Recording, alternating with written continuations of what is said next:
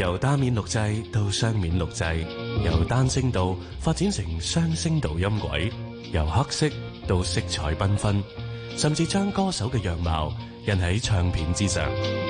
黑膠唱片留俾我哋嘅係一首首金曲回憶。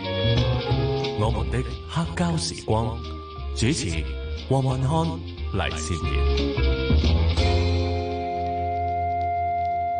嗱，嚟到今個星期嘅我們的黑膠時光啦，過去幾集呢，我哋都介紹咗好多令人好耳目一新嘅歌手啦。但係今次呢一位歌手呢，我哋提起佢唔知點解要用，哎呀佢好可憐，我哋一定要關愛佢，係咪因為佢唱嘅歌嗰個類型啊，都俾人呢一種哎呀有少少滄桑嘅感覺呢？哇！我諗你咁樣講咧，我相信你觀眾都估到係邊一個。不過我好中意你講，我哋要好關愛佢。其實頭先你講咧，話我哋之前即係介紹俾大家點咧，當時好耳目一新咧。其實呢一位歌手唔單止耳目一新啦，直情驚為天人。係先講佢係邊一位咧？王傑。王傑係啊，每一個王傑嘅特別唱腔，然之後一聽就會覺得，哦，我哋應該要關心佢，我哋唔可以冷落佢嘅，佢係需要被接受我哋嘅愛。你話連阿直直咁後生都記得王傑嗰種唱歌風格，你話係咪歷久常新咧？係啊，因為有時候會見到有唔同嘅人去模仿一啲歌手咧，王傑係一定會有出現被模仿噶。原因好簡單啦，因為佢唱歌咧真係好有個人特色嘅。咁當時我都係好年輕啦，即係。我俾王傑深深吸引，我都係王傑嘅粉絲。點解吸引呢？就係嗰陣時咧，香港啲男歌手唱歌咧，好興有震音噶嘛。但係王傑一唱歌咧，係零震音嘅。係啊，係一種叫喊式嘅。但係你又唔會覺得佢嗌歌嘅，因為佢把聲咧好滄桑，好有感染力。一唱咧已經充滿故事性，即係無論你係男定女啦，任何年紀咧，都會俾佢感動嘅。即係每個人嘅母性咧，聽完佢唱歌咧，都會湧上心頭。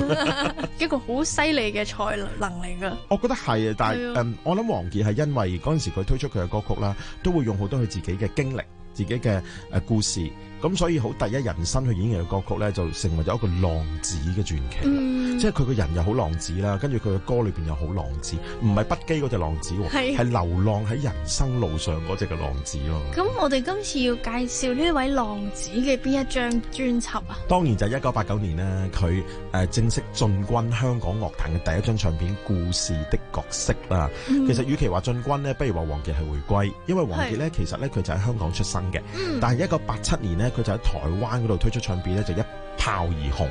咁所以咧，2年之後咧，唱片公司反而咧就想去翻香港出廣東碟嘅。呢一張咧故事的角色嘅專輯咧不得了啦，銷量咧又係破咗香港男新人嘅記錄嘅。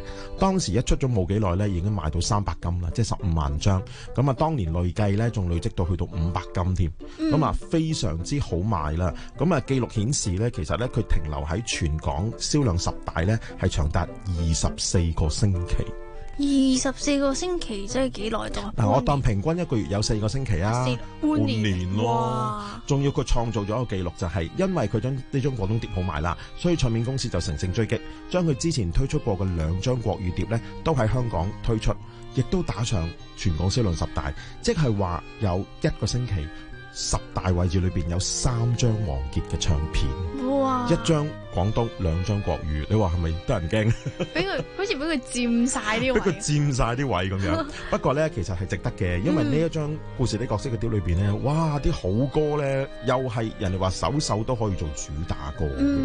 咁啊，大家熟悉嘅咧，即係譬如可能啦，或者佢嘅點題歌故事的角色啦，甚至乎咧就係幾分傷心幾分痴啦，即係義不容情嘅插曲啦。冇人唔識嘅，我覺得呢首歌係。係咪啊？唱到而家都有人唱。另外一無所有啦，同埋佢同憶蓮合唱嘅溫柔的你等等等等啦，其實都哇簡直大家耳熟能詳，同埋你講得啱，而家都仍然好多人喺度翻唱緊。唔知係咪咧？因為王傑本身咧俾人個感覺就係佢一個有故事的人啦，所以就要專登開咗一張專輯就係故事的角色，然之後入邊嘅主打歌就係故事的角色。冇錯啦，咁同埋我覺得呢啲歌咧其實好講出一個成熟嘅男人咧，佢喺人生路上、愛情路上嘅經歷。所以點解呢啲歌咁容易引起人嘅共鳴？因為我哋心裏邊總有一個暗黑位，總有一個傷感處噶嘛。咁聽佢嘅歌咧，就好似得到一個治愈同埋共鳴一樣。咁所以我覺得點解當年佢嘅歌咁受歡迎咧，都係有根有據嘅。你覺得喺呢個咁多故事嘅人，佢呢一張專輯入邊，你會揀邊一首？你係覺得一定要俾大家聽下？嗱，Andy 咧又想發揮 side track 王嘅角色啦。好，我唔揀嗰啲最 hit 嗰啲，係我揀一首咧，其實亦都係我自己喺呢張碟裏邊最中意嘅一首歌。其實呢首歌國語版好 hit 㗎，叫做《忘了你忘了我》，喺裏邊咧就叫做不可能。今日送俾大家。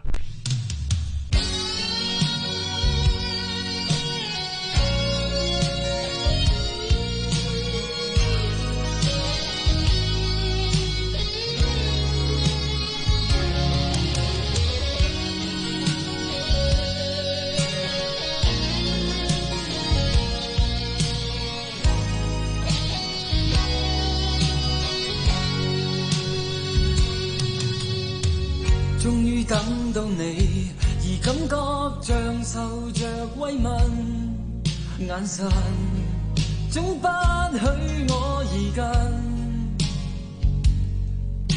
彷彿看到與你這段情不可能，再一心一意的去等，再與你過一生。過去我亦曾一再地着淚消泯，熱情消失可會遺憾？你總愛講哪有這事情不可能？到底今天已經發生，情如恨緣似一。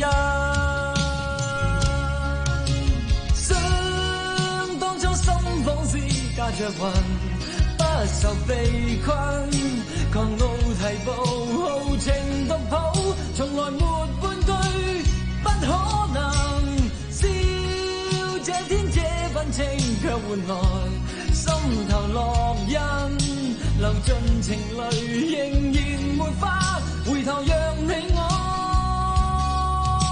心再近。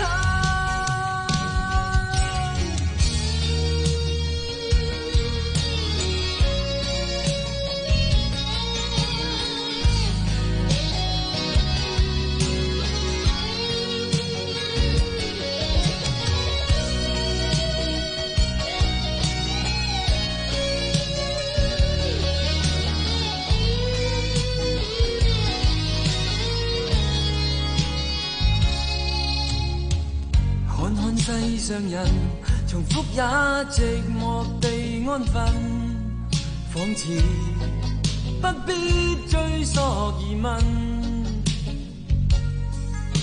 也許碰到許多次不可能，卻應否不再追再等，徒然埋藏緣分。